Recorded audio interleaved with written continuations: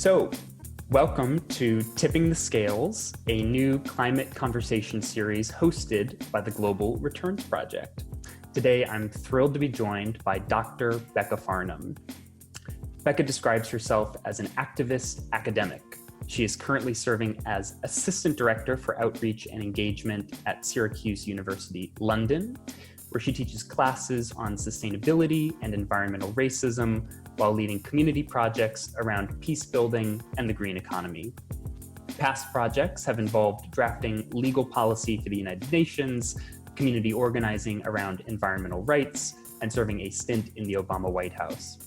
Becca's teaching focuses on transformative learning, partnering with students to understand and purposefully impact global change in pursuit of sustainable justice. Becca, welcome to Tipping the Scales. Thank you very much. It's great to be here.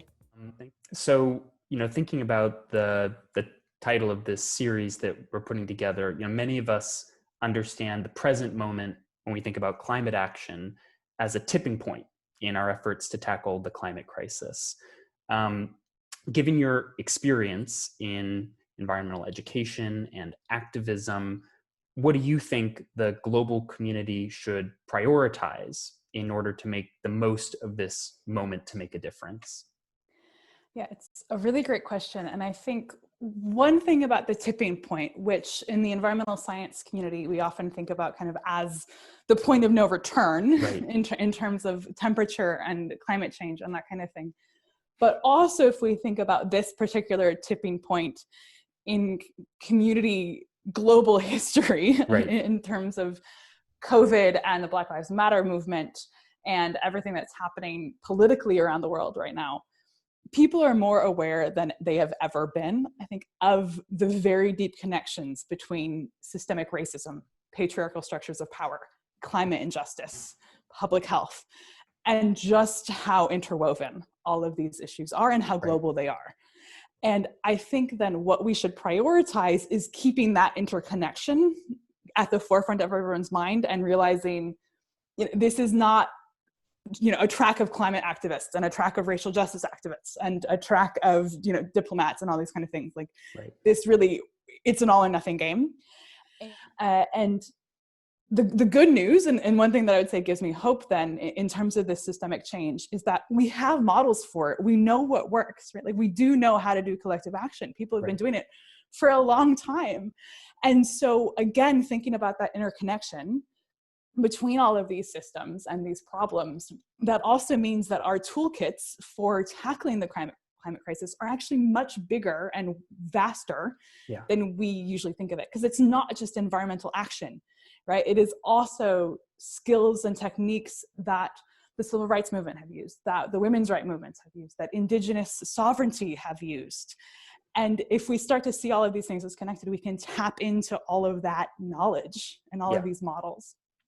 So Becca, at Syracuse University London, I know you promote environmental justice and global citizenship. And I'm just wondering, in terms of terminology, I'm wondering how you would define environmental justice for anyone who's watching this and might be unfamiliar with that concept. Environmental justice then is about recognizing the injustices in the environmental system right now. It's an injustice that 25,000 people die from hunger every single day, right?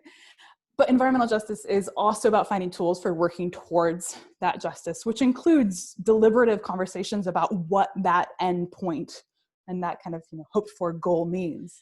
So environmental justice is about then both outcomes, what's actively being felt, and the kind of distribution and access to resources, and about processes, how decisions are made, who's included at the table, who's thought about in that table, right? Who all is a stakeholder?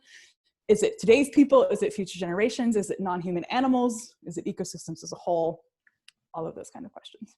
Right.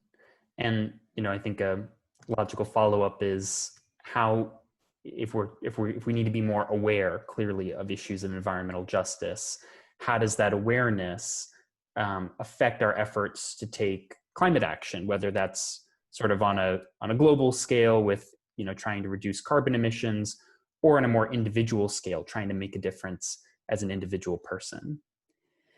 If we think about the procedural aspect of environmental justice and how engaging communities is part of justice, right? Not just making sure the outcome is fair at the end of the day, then community participation and public engagement in climate action is not just a nice thing to do, right? Like, it's not the thing that you do if you have enough money, or the community consultation you have to do because there's a law about it. It is strategically critical. It's the only way to actually bring about change on climate change. Well, Becca, thank you so much. This has been a really fascinating conversation. I think that might be all we have time for today, but I'm really so glad that you joined me. Thanks very much. And I really look forward to hearing what other engineers, activists, and financial gurus have to say about this. And Tipping the Scales is hosted by the Global Returns Project, a charitable campaign to fund not-for-profit climate solutions at scale. To learn more about our efforts, sign up for our newsletter at globalreturnsproject.earth. Thank you.